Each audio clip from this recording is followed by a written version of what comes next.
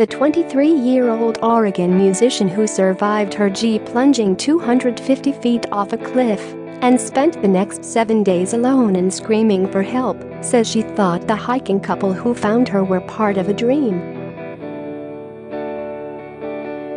Angela Hernandez described in detail how the ordeal happened and that she now believes there is a bigger purpose for her, while sharing images of her injuries and her mangled white Jeep in a post to Facebook. Angela says she was enjoying a beautiful drive down the coast to see her sister, Isabel, back home in Southern California on July 6 when she severed to avoid a small animal while passing through Big Sur. "I don't really remember much of the fall. They say I fell somewhere around 250 feet. The next thing she remembers, she says, was waking up. I was still in my car and I could feel water rising over my knees. My head hurt, and when I touched it, I found blood on my hands." Angela says the power was totally off in the car by now, so she grabbed the multi-tool she kept near her front seat and smashed open the window. As she worked her way out of the car, she added that not every bone in her body hurt. The first thing that came out of her mouth was her screaming her sister's name, since the only thing racing through my mind was my sister, Isabel, she says. Angela jumped out of the car and into the Pacific Ocean. The hiking couple, husband and wife Chad and Chelsea Moore, who found her while they were strolling the beach, told Kian there is no beach at all during high tide. With her shoes gone from her feet, she climbed up some rocks on the desolate beach and fell asleep. She says the next few days she went between screaming at the cars above, hoping someone passing would hear her, wrestling with tiny crabs, and around day 3, she realized that dehydration was kicking in.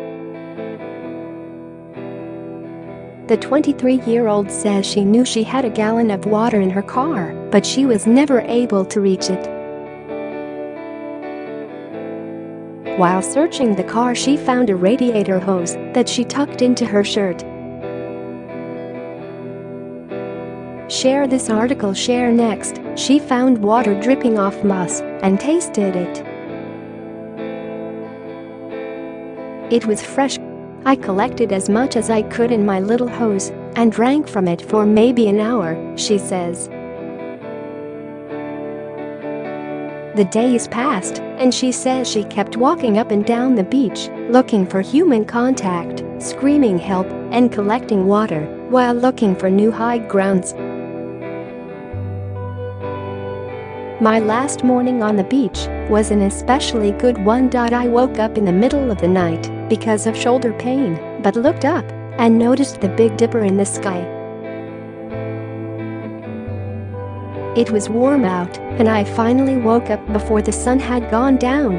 When I sat up, I saw a woman walking across the shore. I thought she was a dream. I had a few just like this during the past few days. I screamed, "Help," and then got up as quickly as I could and ran over to her. She was with a man, and I don't think they could believe their eyes. They acted so quickly. She ran down the beach and up a trail to go find help, while the man stayed with me and gave me fresh water, she says of the miraculous exchange on the Monterey County beach. He told me they were a married couple who loved the ocean and had been exploring when they had come across my destroyed vehicle. He pulled out some of my belongings from their backpack, some of the most important ones, I'm not even kidding. She says the rescue team was able to pull her up off the cliff, and a helicopter took her to a hospital, where she was reunited with her family who had been frantically searching for her. While Angela was missing, her family searched by air and land for her. They had flyers made up and offered a $10,000 reward for information on her disappearance. Doctors told her she suffered a brain hemorrhage in the first few days of her crash.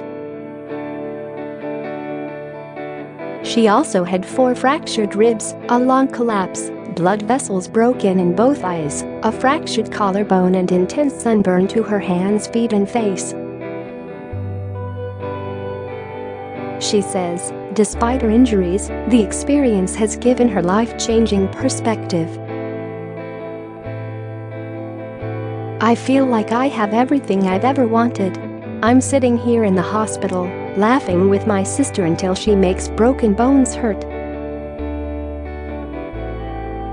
I've met some of the most beautiful human beings that I think I'll ever meet in my entire life. I've experienced something so unique and terrifying in me that I can't imagine that there isn't a bigger purpose for me in this life. I don't know, you guys, life is incredible, she concluded. The hikers that found her seemed to agree.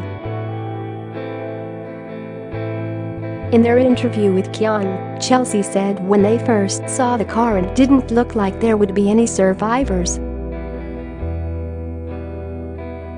They collected the license plate from the Jeep to give to authorities in case it would help in a yet unknown search.